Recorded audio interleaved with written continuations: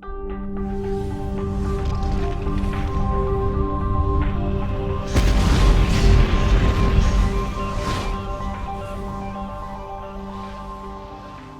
like everything I do, I'm on edge. I'm either gonna burst into tears or into flames at people for what I think is no reason. I can't even really put my finger on it, but something like kicks in and I can't be happy. I don't know what to do with myself.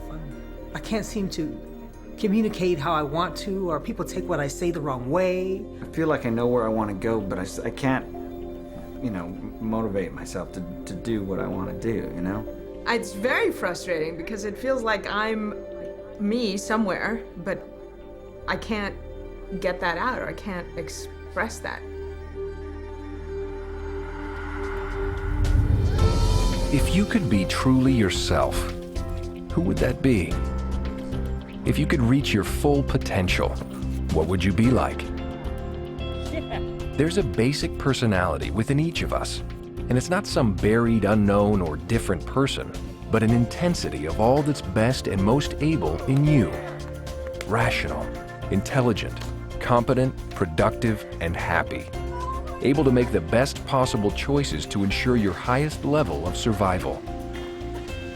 You may have felt that way as a child. Yet, as you go through life, it seems like you move farther and farther away from your optimum state. You suffer fears, doubts, and anxieties. And despite your best intentions, you make mistakes, bad choices, unhealthy decisions, and sometimes behave or react irrationally. Why? There's an old saying that to err is human. But that saying is actually not true, because the portion of your mind that analyzes information to make rational decisions is actually incapable of error. Think of the analytical mind as a computing machine, but it's not just any computer, it's a perfect computer. It never makes a mistake. But any computer is only as good as the data that it calculates with.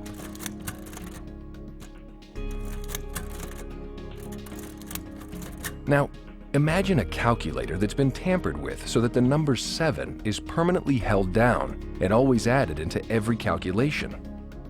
Add 2 plus 2 on this calculator, and it'll give you the answer 11. If you didn't know that the 7 was being held down, you'd think this calculator is calculating wrong.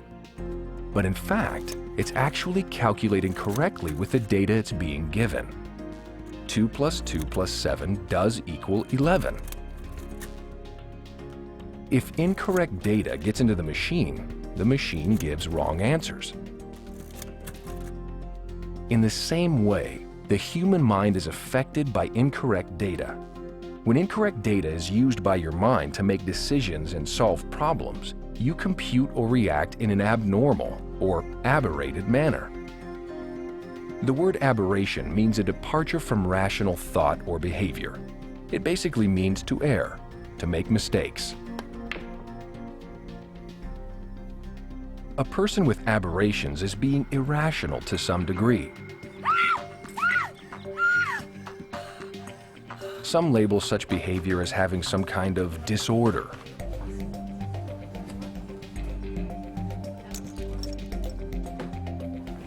Others call it being quirky or eccentric.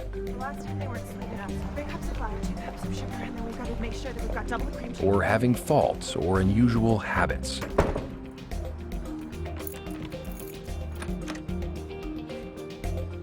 Nevertheless, it's all irrational behavior. These are not traits of your basic personality. Whoa. Come on. No. Go high for me. No. Irrationality is simply your mind's inability to calculate right answers from its data. Your mind poses and resolves problems relating to your survival. The better the data it uses to compute with, the saner its solutions, and the more you survive. Certainly mistakes can be made if you have incorrect data or not enough data. But irrational decisions and behavior can also come from another far more vicious source. As you've seen, every moment of your life, your mind is recording and storing your experiences.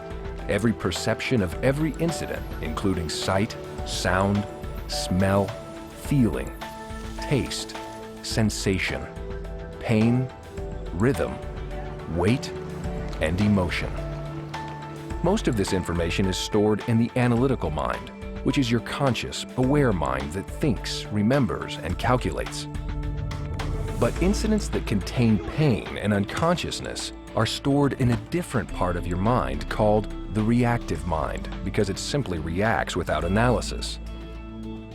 These painful experiences, called engrams, are hidden from your analytical mind, and their contents can act like held-down sevens, unknowingly forcing you to calculate or behave in an irrational manner. Engrams are the single source of your aberrations. For instance, even your perceptions can become aberrated by engrams. Some people don't always see in full color, or hear in full tone, or fully sense with their organs of smell, taste, touch, or sensation. While some people might think the smell of a turkey cooking in the oven is wonderful, Oh, that smells so good. one person may be sickened by the smell of it, while another may not smell it at all. Engrams are like hidden, held-down sevens, affecting your decisions, your actions, your health, and the way you see and think about the world. So the problem of eliminating aberration is the problem of finding the hidden, held-down sevens. If you no longer had these held-down sevens, you would think and behave very rationally, forming the best possible solutions with the data you have. Your senses would improve and you'd perceive yourself and the world around you accurately. Your physical vitality and health would be improved, and you'd be able to recall everything which has ever happened to you. You'd be returned to your basic personality, able to utilize your imagination and creativity to their fullest. You'd be more intelligent, more efficient, more productive, and happier. You'd be surviving at a very high level, free to enjoy life and reach your full potential. In other words, you'd be yourself.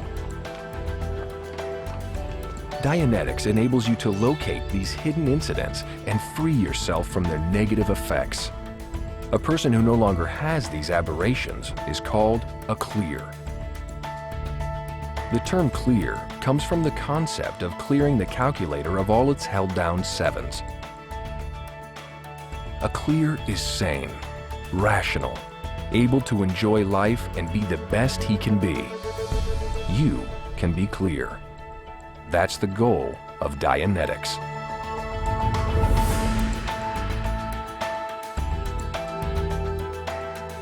You'll learn much more about the state of clear by reading Dianetics. For more information about the subjects discussed in this film, see the chapter entitled The Clear.